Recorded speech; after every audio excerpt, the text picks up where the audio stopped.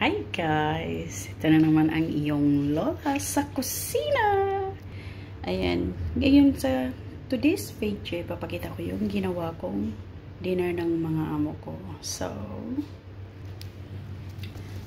ito na siya.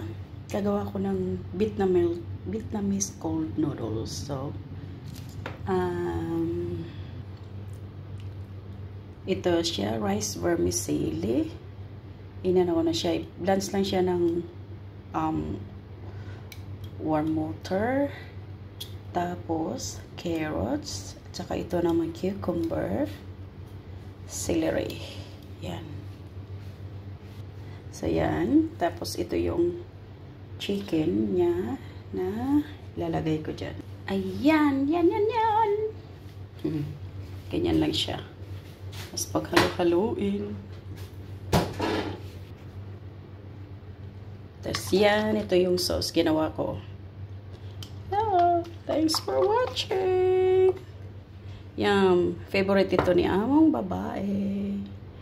Cold noodles.